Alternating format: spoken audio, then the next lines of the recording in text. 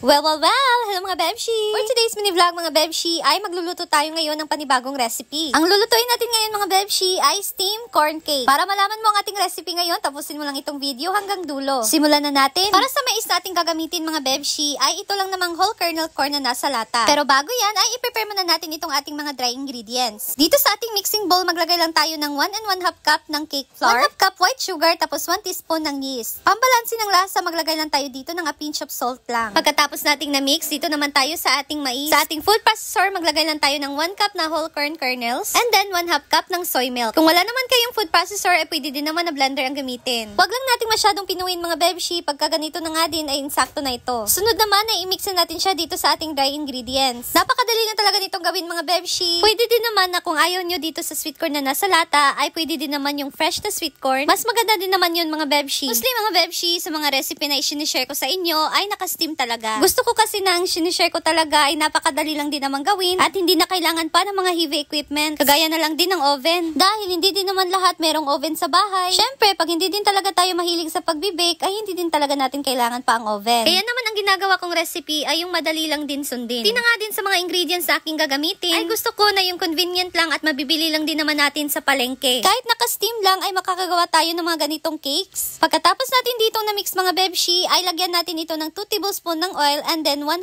cup nitong corn kernels. Ihalo lang natin ito and then pagkatapos naman ay i-transfer na natin siya dito sa ating molder. I mean loaf pan nga pala itong ginamit ko mga Bebshi at pinahidan ko nga lang din ito ng oil dahil wala akong parchment paper. Meron kayong available na parchment paper ay lagyan nyo lang ito mga Bebshi para ay mas madali nga lang din itong ma-remove. Pero kung wala naman ay pahidan nyo lang ng oil para naman na hindi ito mag-stick pagka naluto na. Pagkatapos ay spread lang natin ito mga Bebshi and then takpan lang natin ito ng cling wrap and then i-rest lang muna natin ito for 45 minutes hanggang sa mag-double in size na siya. And after 45 minutes mga Bebshi, ayan na nga at nag-double in size na nga din itong ating corn cake. Ang bango nga din naman ito mga Bebshi at ako lang ba yung nababanguhan talaga nitong mais? Nagpainit na nga din ako dito ng tubig para ay maisa lang na natin itong ating corn cake dito sa ating steamer. At nang kumulo na nga din ito mga Bebshi, nilagay ko na nga din dito ang ating corn cake. Steam lang natin ito for 40 minutes sa malakas na apoy. After 40 minutes, ay toothpick check lang muna natin ito. Pag insakto lumabas ito na malinis, ay luto na itong ating corn cake. Ayan at luto na itong ating corn cake, kaya naman ay transfer na natin siya dito sa ating lalagyan. Daanan lang natin ng bread knife itong gilid para pag tinanggal natin itong ating corn cake ay hindi masira at buo pa nga din ito. Ayan na, transfer ko na siya dito sa ating serving plate na may dahon ng saging. Ay naku, itsura pa lang talaga mga Bebshi ay napakasarap na. Napakadali pa nga din naman itong lutuin at napakadali lang din ng mga ingredients na ating ginamit. Amoy pa lang talaga ng mais mga Bebshi ay nakakatakam na. Bago nga din natin ito i-serve ay hiwain muna natin ito. At para naman sa list ng ingredients itong ating corn cake ay ilalagay ko lang sa dulo ng video na to. Well, subukan nyo na din gawin ito mga Bebshi. Sigurado akong magugustuhan ninyo ito. Nakagawa na nga din tayo ng moist banana cake, carrot cake, kalabasa cake, at ngayon naman itong corn cake. Well, madali lang din naman talagang gawin dahil i-steam lang din naman natin ito mga Bebshi. And now, you can serve and enjoy our easy recipe nitong corn cake.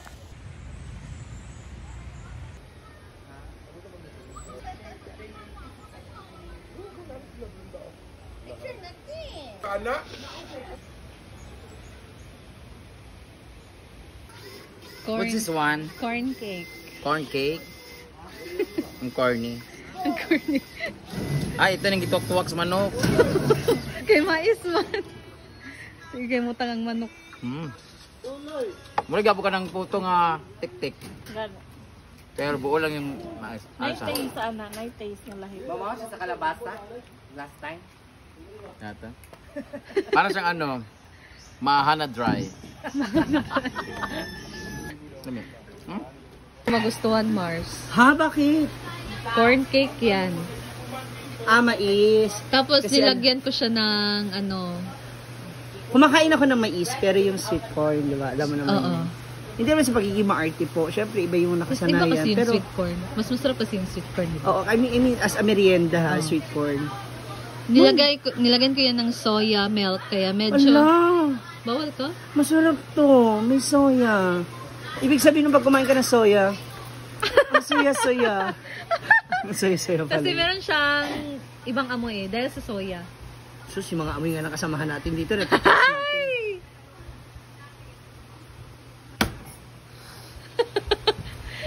Hindi ko malasahan, Mars. Oo. Galing po kasi ako naghakot ng mga ibang gamit. Hindi kasi siya Mars, hindi siya matamis. Yeah, kasi tayo mga Pilipino, Oo. mahilig tayo sa matatamis sa Yes. pagkain, di ba? Doon tayo nasanay. Feeling ko masasabi ko, hindi siya bagay sa kape. Sa sikwate o sa obag Milo, sa mga chocolate drinks chocolate. Doon siya babagay. Hot chocolate drink. Yeah. Okay din siya. Lalo na kung di ka talaga fan ng sweets. Oh. Okay siya. Tsaka yung texture niya ha. Oh, cake flour. Maayos siya. I mean, hindi siya yung durog na durog or not a typical na Cake flour siya. Para siyang sponge style. Kat din siya. Yung nga lang, hindi ako magiging fan nito. Yung lasa niya.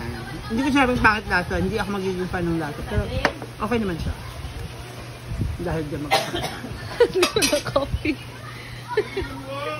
Thank you. Ayan guys, tapos na akong magluto, mag-prepare ng food or ng aming merienda. So, dahil maraming dito, kailangan tupiin ng mga bedsheets, mga blanket. So, tutupiin lang muna natin to guys habang wala pa naman akong ginagawa. So, let's go! Samahan niyo ako. Ayan. Ayan here. Ayan ako muna. Tagilid. Tagilid.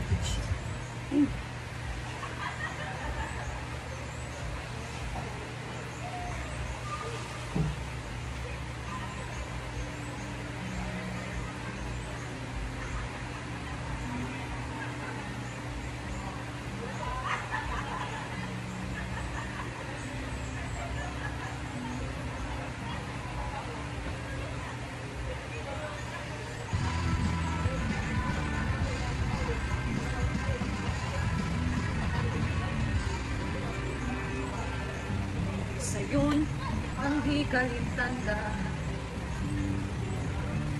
Ako nagpaabot pa na magbalik pa ang kagahapon na sa pag-o hikaling tanda.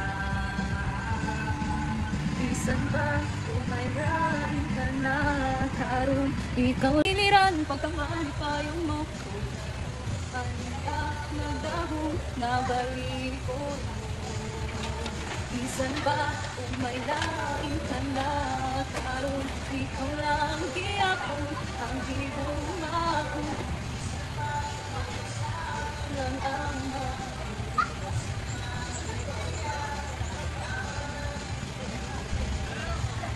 ako karon.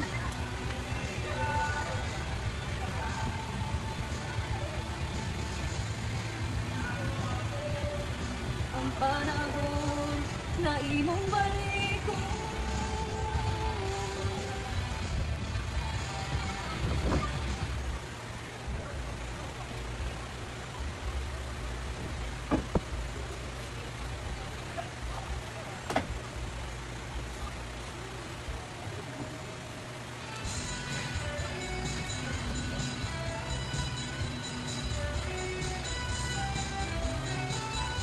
Dahil ay King.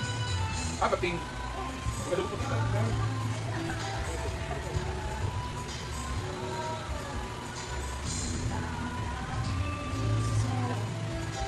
Yan, and that's all for today mga Bebshi. Thank you so much for watching and see you again sa aking next video. Bye!